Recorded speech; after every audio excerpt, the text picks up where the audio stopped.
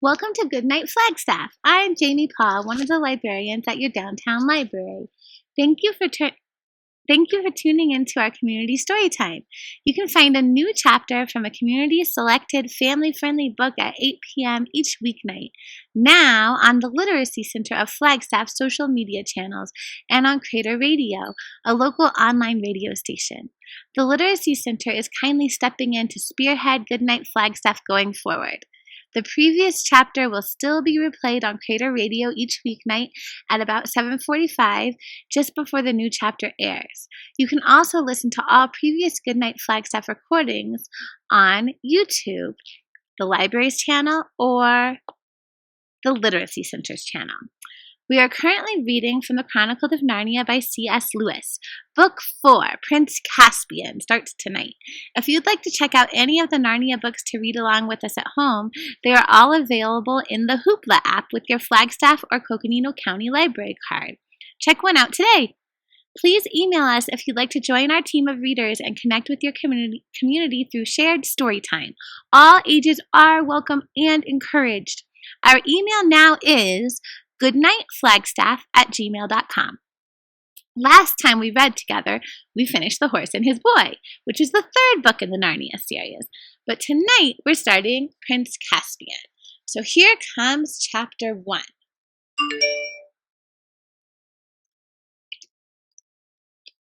Chapter 1 is called The Island. Once, there were 4 children whose names were Peter, Susan, Edmund, and Lucy, and it has been told in another book called The Lion, the Witch, and the Wardrobe, how they had a remarkable adventure. They had opened the door of a magic wardrobe and found themselves in a quite different world from ours, and in that different world they had become kings and queens in a country called Narnia. While they were in Narnia, they seemed to reign for years and years, but when they came back through the door and found themselves in England again, it all seemed to have taken no time at all. At any rate, no one noticed that they had ever been away, and they never told anyone except one very wise grown-up. That had all happened a year ago, and now all 4 of them were sitting on a seat at a railway station with trunks and play boxes piled up around them. They were, in fact, on their way back to school. They had traveled together as far as this station, which was a junction, and here, in a few minutes, one train would arrive and take the girls away to one school, and in about half an hour another train would arrive and the boys would go off to another school. The first part of the journey, when they were all together, always seemed to be part of the holidays. But now, when they would be saying goodbye and going different ways so soon, everyone felt that the holidays were really over, and everyone felt their term time feelings beginning again. And they were all rather gloomy, and no one could think of anything to say. Lucy was going to boarding school for the first time. It was an empty, sleepy country station, and there was hardly anyone on the platform except themselves. Suddenly, Lucy gave a sharp little cry, "Ah!" like someone who has been stung by a wasp. "What's up, Lou?" said Edmund, and then suddenly broke off and made a noise like, "Ow!" "What on earth?" began Peter, and then he too suddenly changed what he had been going to say. Instead, he said, "Susan, let go! What are you doing? Where are you dragging me?" "I'm not touching you," said Susan. "Someone is pulling me. Oh, stop it!" Everyone noticed that all the others' faces had gone very white. "I felt just the same," said Edmund in a breathless voice, "as if I were being dragged along. A most frightful pulling. Ugh, it's beginning again." "Me too," said Lucy. "Oh, I can't bear it." "Look sharp," shouted Edmund. "All catch hands and keep together. This is magic. I can tell by the feeling. Quick!" "Yes," said Susan. "Hold hands. Oh, I do wish it would stop. Oh!" Next moment, the luggage, the seat, the platform, and the station had completely vanished. The 4 children, holding hands and panting, found themselves standing in a woody place. Such a woody place that branches were sticking into them, and there was hardly any room to move.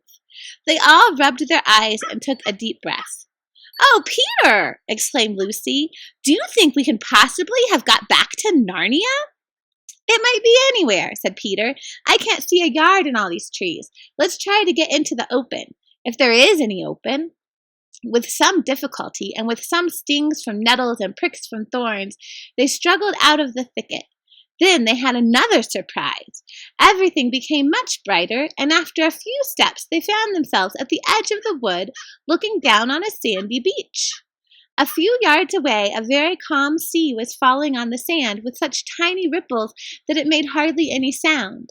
There was no land in sight and no clouds in the sky. The sun was about where it ought to be at 10 o'clock in the morning, and the sea was a dazzling blue. They stood sniffing in the sea smell. "By Jove," said Peter, "this is good enough."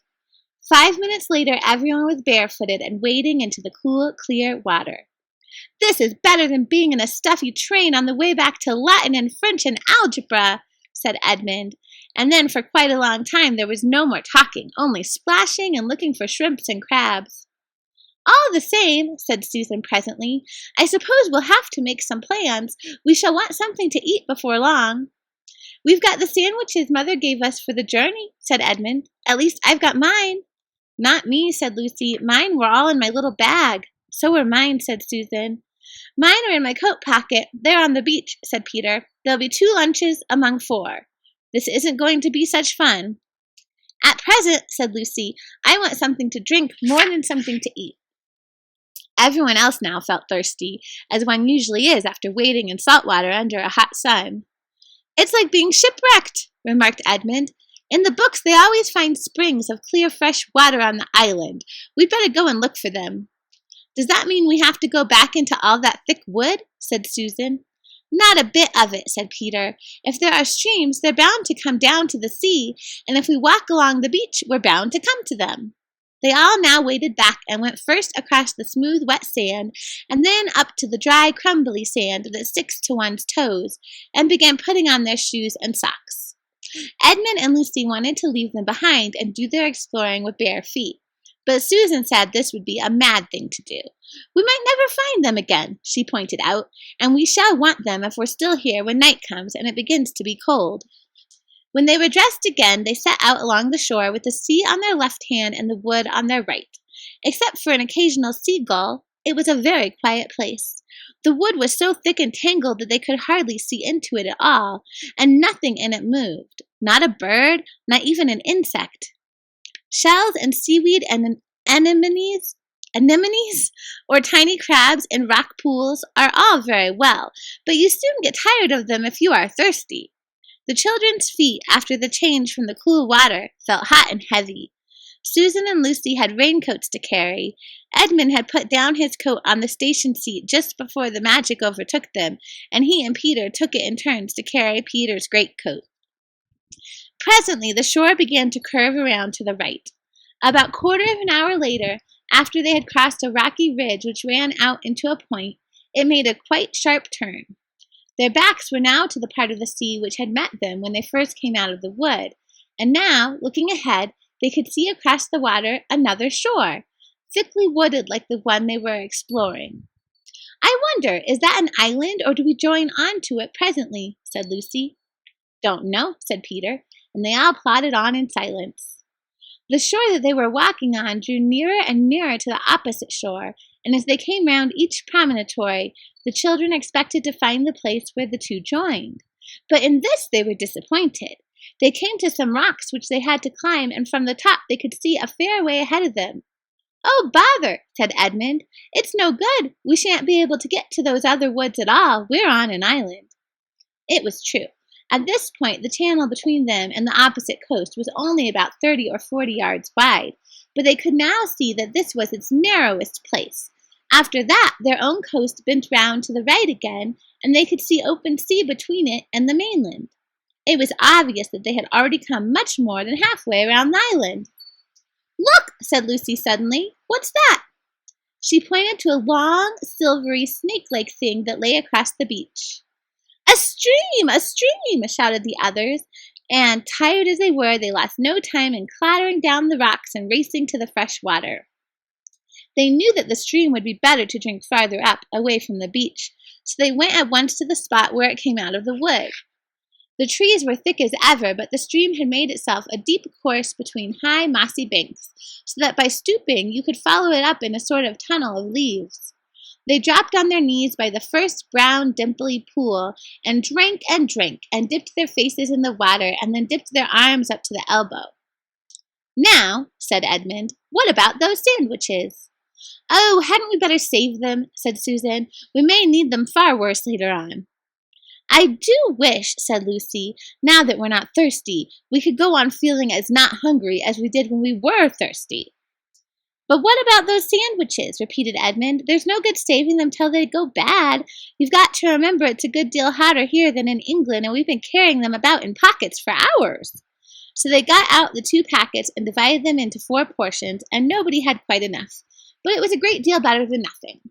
Then they talked about their plans for the next meal. Lucy wanted to go back to the sea and catch shrimps until someone pointed out that they had no nets. Edmund said they must gather gulls' eggs from the rocks, but when they came to think of it, they couldn't remember having seen any gulls' eggs and wouldn't be able to cook them if they found any. Peter thought to himself that unless they had some stroke of luck, they would soon be glad to eat eggs raw, but he didn't see any point in saying this out loud. Susan said it was a pity they had eaten the sandwiches so soon. 1 or 2 tempers very nearly got lost at this stage. Finally, Edmund said, "Look here, there's only one thing to be done. We must explore the woods. Hermits and knights errant and people like that always manage to live somehow if they're in a forest. They find roots and berries and things." "What sort of roots?" asked Susan. "I always thought it meant roots of trees," said Lucy. "Come on," said Peter. "Ed is right, and we must try to do something, and it'll be better than going out into the glare and the sun again." So they all got up and began to follow the stream. It was very hard work. They had to stoop under branches and climb over branches, and they blundered through great masses of stuff like rhododendrons and tore their clothes and got their feet wet in the stream, and still there was no noise at all except the noise of the stream and the noises they were making themselves. They were beginning to get very tired of it when they noticed a delicious smell, and then a flash of bright color high above them at the top of the right bank. "I say," exclaimed Lucy, "I do believe that's an apple tree." It was. They panted up the steep bank, forced their way through some brambles, and found themselves standing round an old tree that was heavy with large, yellowish golden apples, as firm and juicy as you could wish to see. "And this is not the only tree," said Edmund with his mouth full of apple. "Look, there and there." "Why, there are dozens of them," said Susan, throwing away the core of her first apple and picking her second. "This must have been an orchard, long, long ago, before the place went wild and the wood grew up." "Then this was once an inhabited island," said Peter. "And what's that?" said Lucy, pointing ahead. "By Jove, it's a wall," said Peter, "an old stone wall." Pressing their way between the laden branches, they reached the wall. It was very old and broken down in places, with moss and wallflowers growing on it, but it was higher than all but the tallest tree. And when they came quite close to it, they found a great arch, which must once have had a gate in it, but was now almost filled up with the largest of all the apple trees. They had to break some of the branches to get past, and when they had done so, they all blinked, because the daylight became suddenly much brighter. They found themselves in a wide open place with walls all around it.